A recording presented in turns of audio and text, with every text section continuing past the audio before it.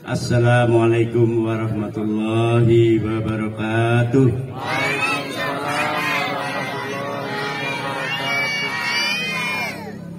Ya Syafi'al khalqi salatu wassalamu alaika nurul khalqi hadil anam wa sallahu wa ruhu adrikni faqat dalam tu abada wa rabbini wa laysa liya sayyidi siwa fa inna huda kuntu syaksan halika.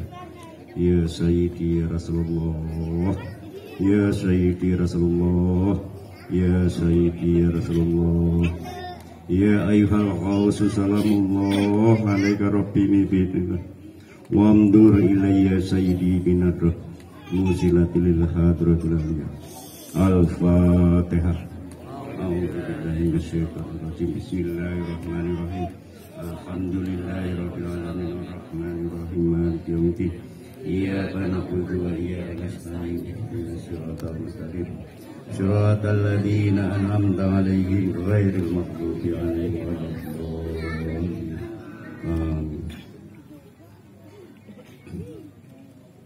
Yang saya hormati Bapak Ustaz Komarudin, yang saya hormati Bapak Ketua RT 005 Bapak Dedi Mulyadi, yang saya hormati Bapak Narun selaku tokoh khususnya di RT 005 umumnya di wilayah Bojongnangka, yang saya hormati bapak-bapak, ibu-ibu, adik-adik, saudara-saudara sekalian yang tidak saya sebutkan satu persatu, insya Allah tidak mengurangi rasa hormat kami pada bapak-bapak, ibu-ibu sekalian. Saya perhatikan ini pada malam hari ini adalah saya pengen garap remaja. Boleh nggak remaja digarap nih? Boleh. Alhamdulillah. Remaja kita ini tampaknya udah mulai banyak sekali. Kemudian zamannya sekarang yaitu adalah udah medsos semua, mainannya HP semua. Kira-kira 5 tahun yang akan datang, apa yang bisa Anda persiapkan? Apa akan seperti ini terus? Akan apa akan merubah nasib atau gimana? Siapa yang udah siap kerja? Siapa yang masih bersekolah? Siapa yang udah kerja? Nih kira-kira banyak yang mana nih? Ya, masih sekolah ya, alhamdulillah masih bersekolah. Maka dari itu sebelum ya kita terjun ke lapangan, sebelum kita bekerja, mari kita siap-siap dulu. Jangan waktunya dihabiskan untuk main HP ya setiap malam. Kadang-kadang malam main HP, siang tidur. Nah, disinilah yang nanti dampaknya akan mengganggu daripada fisik kita. Jadi otak kita dicuci melalui medsos tadi, ya, sehingga nanti masalah pekerjaan akan mengalami kesulitan.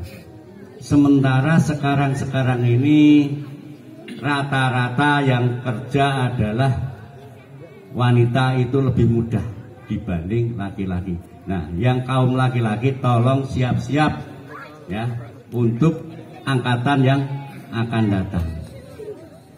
Coba perhatikan ya, di lingkungan kita yang nganggur berapa orang, yang siap kerja berapa orang, yang udah kerja berapa orang. Ya, semakin lama semakin berkurang. Bahkan yang mungkin masih belum waktunya pensiun udah di pensiun dini. Kenapa harus demikian? Karena mau tidak mau ya, dan dengan keadaan yang seperti ini, sepertinya orang-orang mengalami kesulitan semua, termasuk perusahaan-perusahaan juga pada sulit, sehingga mengurangi karyawannya, yang akhirnya kita jadi pengangguran. Enak nggak jadi pengangguran? Tentunya tidak enak. Termasuk saya. Ya, saya sebetulnya sih usianya udah usia pensiun. Teman-teman saya juga udah di pensiun. Nah, sekarang remaja kira-kira apa yang akan dilakukan?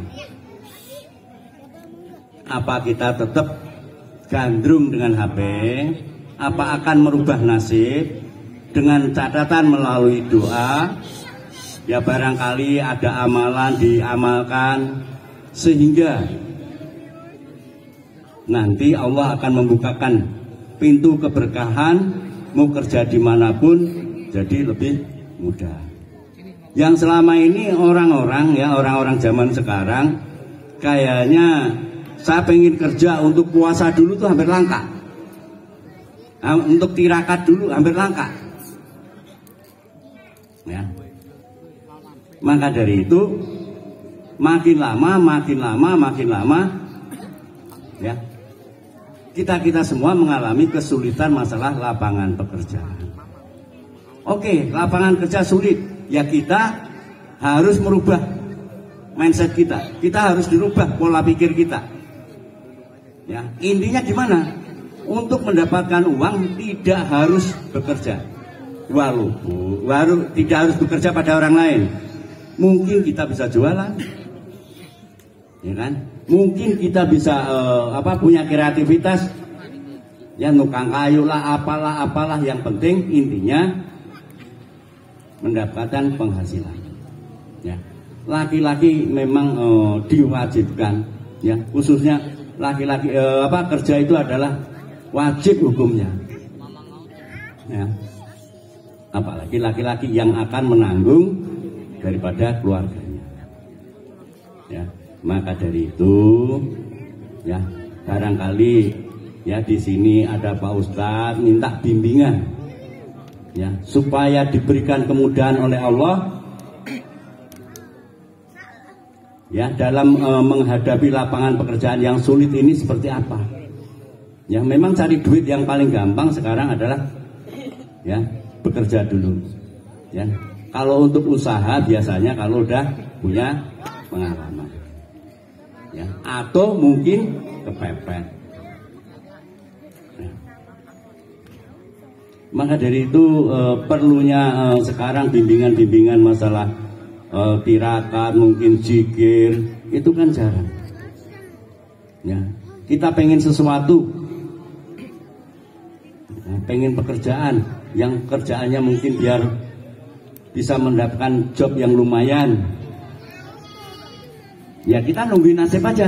Padahal semuanya itu harus dilakukan, harus ditirakati, barangkali harus diseriusin supaya kita bisa merubah nasib kita. Jangan nasib kita itu selalu begini terus, ya. Ya saya nggak tahu ayatnya seperti apa, mungkin bisa tanya Pak Ustadz. Allah tidak akan merubah nasib seseorang jika orang tersebut tidak merubahnya. Nggak tahu tuh, Pak Ustadz yang tahu. Tapi saya mendengarkan ya ceramah para kiai, para ustadz itu seperti itu. Ya, itu benar. Ya kita doa terus. Tapi kalau nggak melakukan usaha ya nggak akan berhasil. Begitu juga.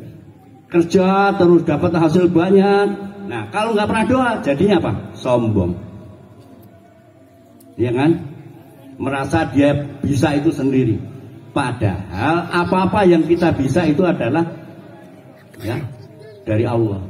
Kita bisa berkumpul ini Allah yang menggerakkan. Kita bisa berbicara ini Allah yang menggerakkan. Ya, maka dari itu andai kata kita bekerja sehingga kita sudah mendapatkan kesuksesan, jangan sombong. Ya. Kita berusaha tidak sombong aja masih ada yang mengatakan sombong. Apalagi kita udah punya niat sombong, ya akan jadi bumerang pada masyarakat sendiri. Ya. Kenapa sih kita berbuat baik itu belum tentu orang itu senang?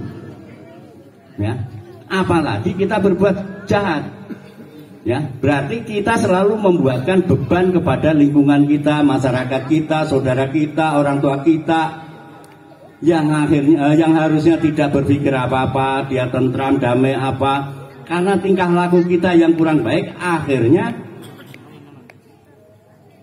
orang-orang lain terpaksa memikirkan ulah kita. Dialah akhirnya yang akan.